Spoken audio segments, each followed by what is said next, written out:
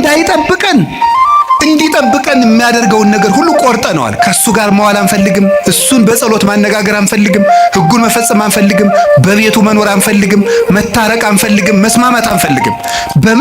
በምን መልኩ ይጠብቃል? ዲያብሎስ ራሱ ክፉ ነገርን ያመጣና እግዚአብሔር ቸር ከሆነ ክፉ ነገር ለምን አመጣብህ ብሎ ደግሞ ይጠይቀናል። ለዚህ መልስ ያጣች ነፍስ በእግዚአብሔር ተስፋ ቆርጣ ትኮበልላለች። የሚረግሟችሁን መርቁ ብሎ ሰው ሚስቱን መውደድ ካቃተው፣ ባሏን መውደድ ካቃታት፣ የማያምኑትን ውደዱ ተብሎን ክርስቲያን መውደድ ካቃተን እንዴት ብለን ነው አሁን ለክርስቶስ የምንመልስለት? ሰውን ለማዳን ወርቅ እፈልጋለሁ ቢል ኖሮ ወርቅ ስንት ሰው ይኖረዋል? እግዚአብሔር ግን ሰውን ለማዳን እስከ ውሃ ዝቅ ያለ አትበሉ እድሜ ለንስሐ ስጠኝ ነው የሚባለው። ወይ ጉድ! እንደዚህ ማለት ጌታ ሆይ ግደለኝ ማለት እኮ እንዲሁ ጸድቅ ያለው ማለት ነው። አስተካክለኝ፣ ጊዜ ስጠኝ፣ ቆየኝ እስካፈራ፣ አትቁረጠኝ ነው የሚባለው።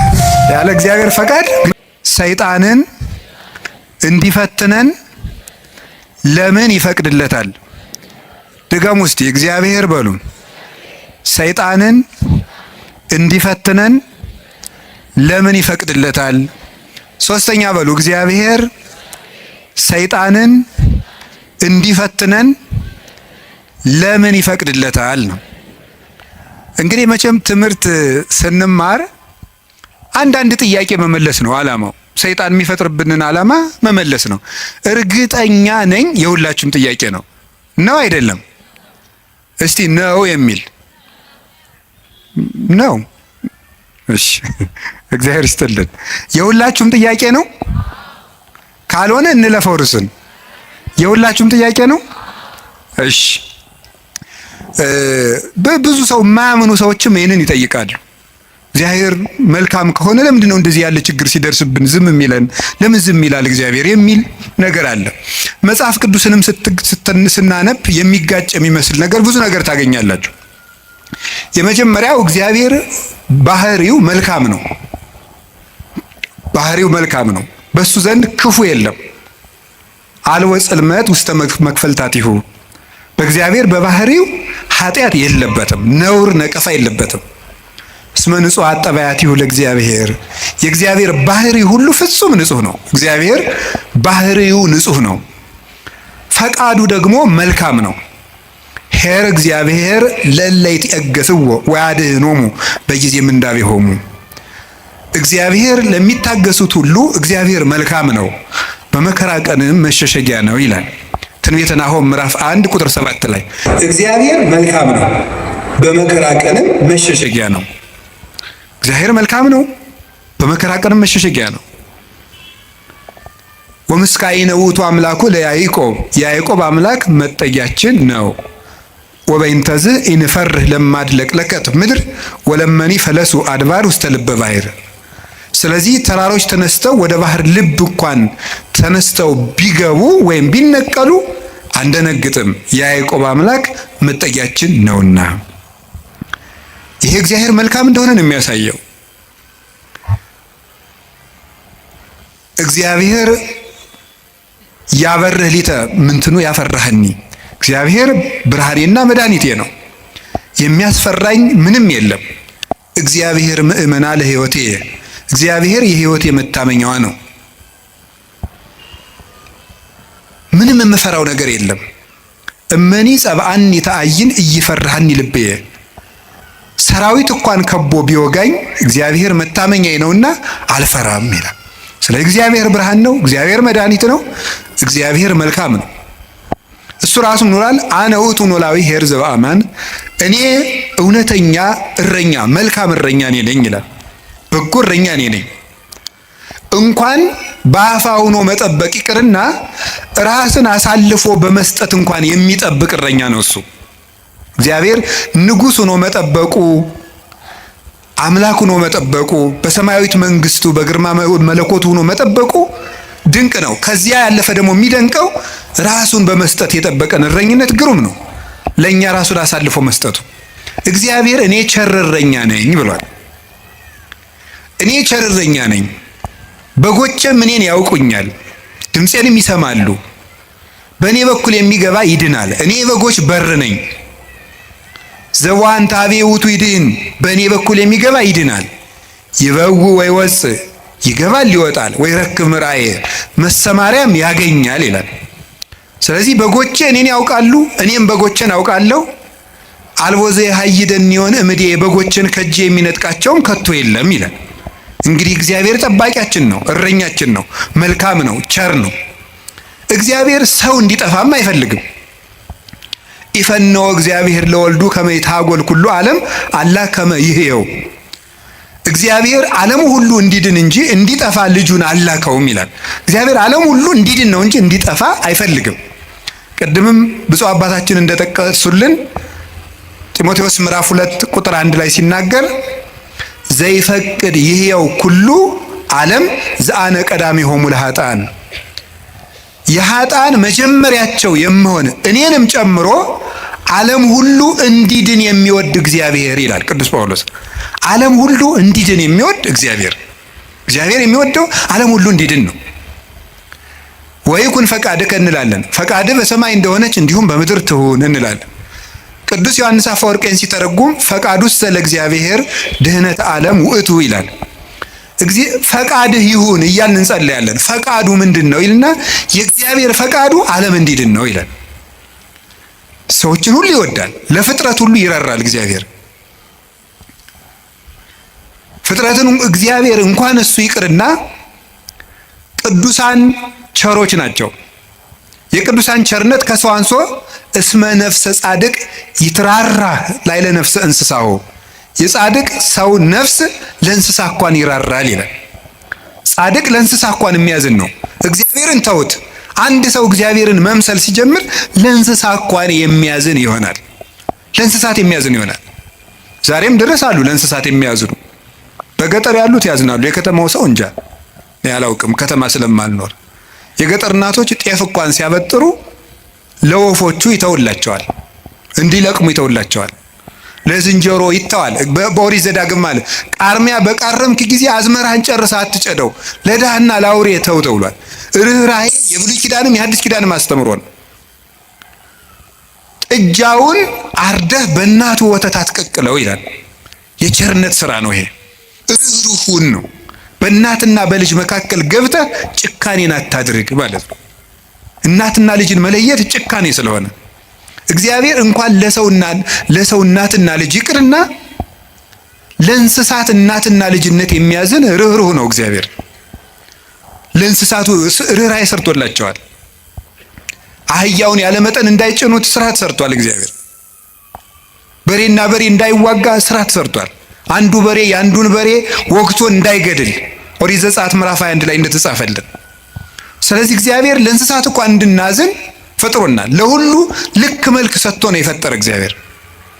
ሁሉም እንኳን እሱ የእሱ ቅዱሳን እሱ የፈጠረው ፍጥረት እንኳን መልካም ነው። 6 ቀን የፈጠረው ፍጥረት ሁሉ ወሬ እግዚአብሔር ከመሰናይ እግዚአብሔርም ያ መልካም እንደሆነ አየ እያለን የደመደመው የፈጠረው ፍጥረት ሁሉ እግዚአብሔር መልካም ነው። እንግዲህ እግዚአብሔር መልካም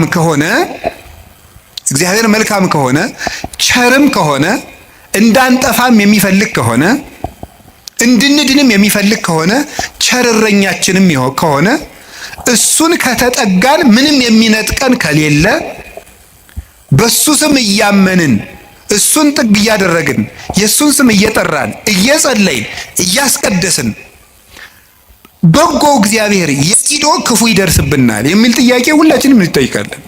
ዲያብሎስ ራሱ ክፉ ነገርን ያመጣና እግዚአብሔር ቸር ከሆነ ክፉ ነገር ለምን አመጣብህ ብሎ ደግሞ ይጠይቀናል። ለዚህ መልስ ያጣች ነፍስ በእግዚአብሔር ተስፋ ቆርጣ ትኮበልላለች። ለምንድን ነው እግዚአብሔር የማያዝንልኝ? አንዳንድ ጊዜ ደግሞ እንደውም በተለይ ያሁኑ ትውልድ ምን ብሎ ሊጠይቅ ይችላል? ቆይ እግዚአብሔር በእኔ ስቃይ ደስ ይለዋል ይላል። እግዚአብሔር በእኔ ስቃይ ደስ ይለዋል ወይ? ለምንድን ነው እኛ ስንሰቃይ ዝም የሚለው የሚል ጥያቄ። እዚሁ ጋር የሚያያዝ አንድ የመጽሐፍ ቅዱስ ጥቅስ ላንሳላችሁ። አነ ውእቱ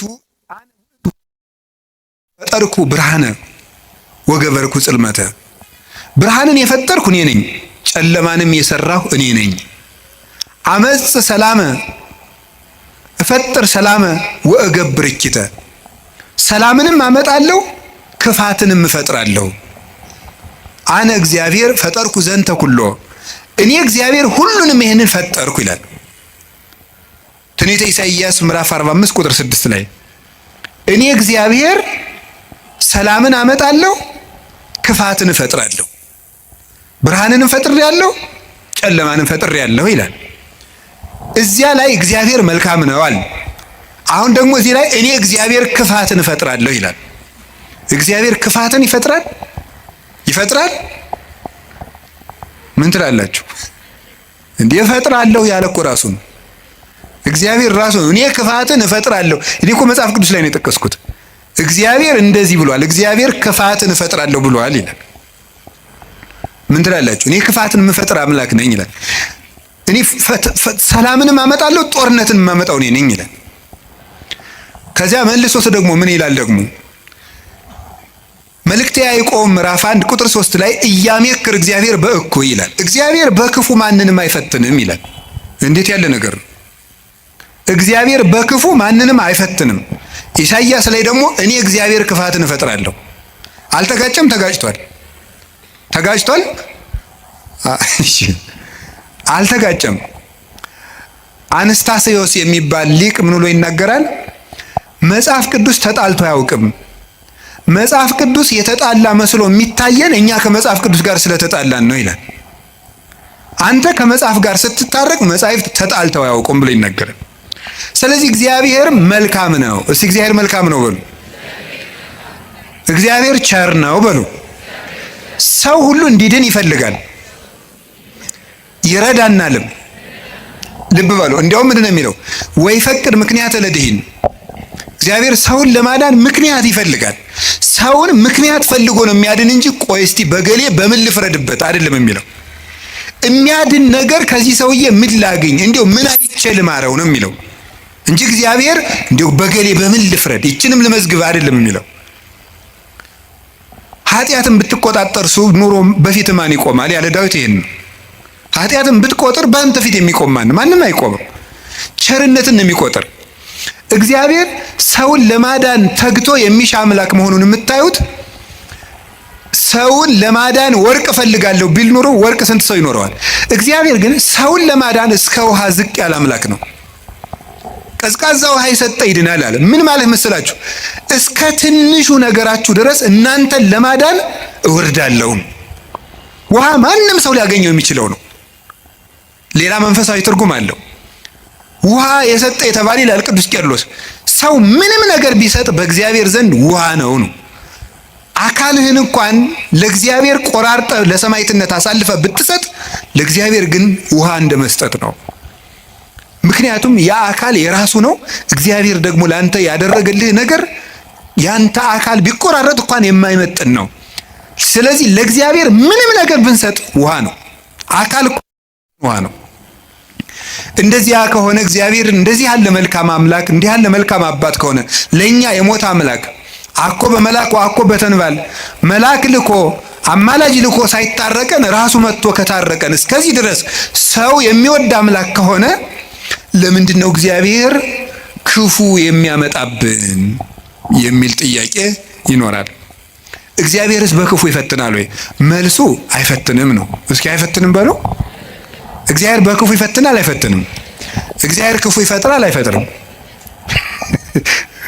እስኪ ንገር፣ ይፈጥራል አይፈጥርም?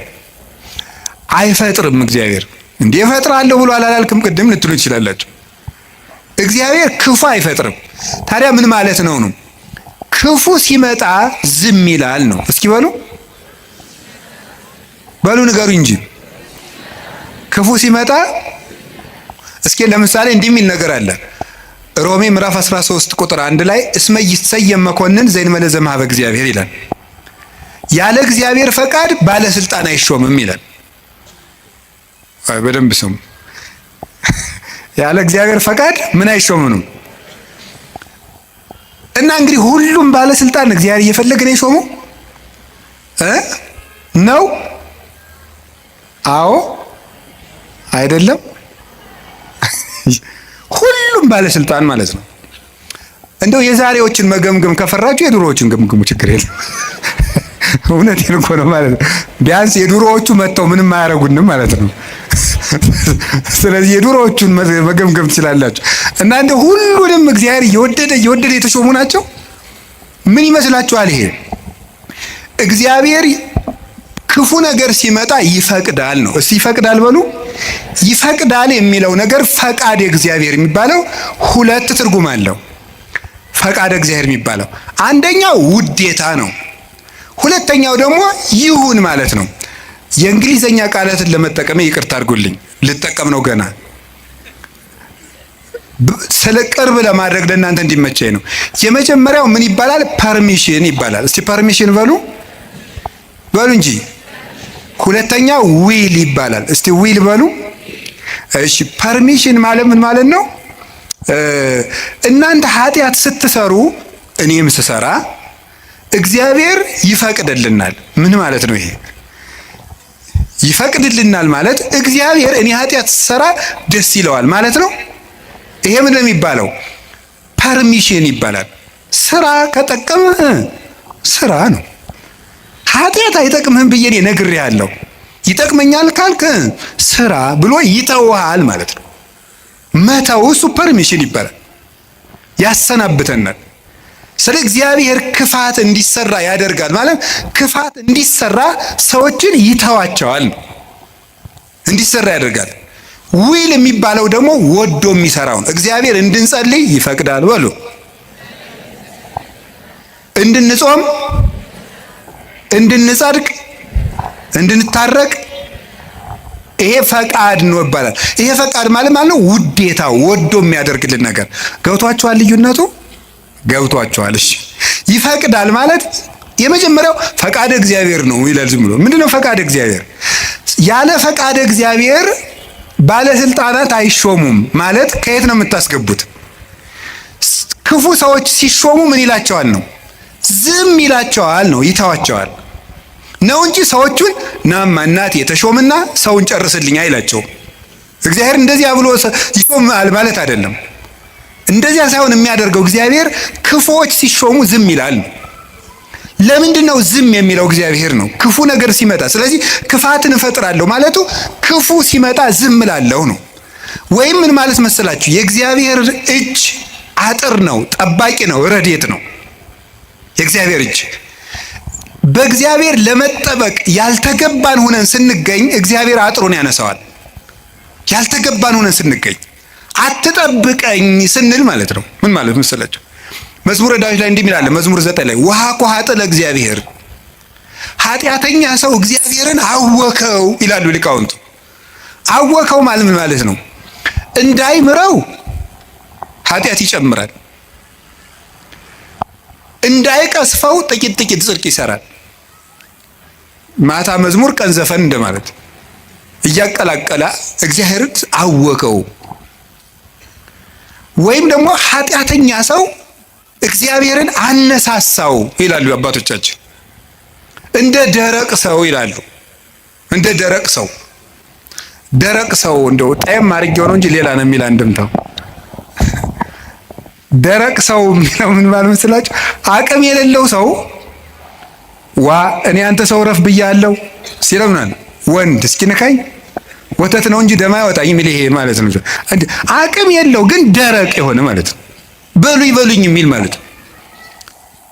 ኃጢአት እየሰራ በየቀኑ ለእግዚአብሔር የመቅሰፍት ጨንገር የሚያቀብለው ሰው ማለት ነው። ቅሰፈኝ እያለ እግዚአብሔርን መቅሰፍት የሚለምን ሰው አለ ነው። እግዚአብሔር የመዳን እድል የመስተካከል እድል በሰጠው ቁጥር እየተበላሸ ለእግዚአብሔር የቁጣ በትር የሚያቀብለው ሰው፣ ለዚህ ሰው እግዚአብሔር የጥበቃ ረድኤቱን ያነሳበታል። ልቡ እንዲስተካከል የሚያራራውን የሚገስጸውን ረድኤቱን ሲያነሳው ልቡ ይደነድናል፣ ጨካኝ ይሆናል፣ ያሰናብተዋል። ያን ጊዜ ሰዎች በሙሉ አራዊት አጥር ሲነሳላቸው በተከፈተ ቤት ውስጥ ገብተው እንደሚሰለጥኑት ሁሉ እግዚአብሔር ረድኤቱን ከኛ ላይ ሲያነሳ አራዊት የሆኑ ሰዎች በስልጣን ሊሆን ይችላሉ፣ በጭካኔ ሊሆን ይችላሉ፣ መጥተው እንዲሰለጥኑ ያደርጋቸዋል ማለት ነው። በሰው ላይ እንዲሆኑ ያደርጋቸዋል እንደተባለው ማለት ነው። አንድ ዲያቆን ነው አይደል የተባለው መቅደስ ውስጥ ቅዱስ ጳውሎስን ወንትቷሉ የኢዮብን መጽሐፍ ያነባል አሉ። እንዲያው እኮ ይገርማል። እና የሚያነበው ደግሞ አነግስ ብእሴ መደለው የሚለውን ነው። አጼ ቴዎድሮስ እያስቀደሱ ነው ይባላል። ጨካኝ ንጉሥ አነግሳለሁ የሚለውን ነው የሚያነበው። ጨካኝ ንጉሥ አነግሳለሁ ብሏል እግዚአብሔር የሚለውን ያነባል። ምን ብለው ጨመሩበት እሳቸው? ቀጥሎ ያለውን እሱ ግን አይላትም አውቆ በይንተ ከሕዝብ የሚለውን ጨምረው እንጂ ያሉት አሉ።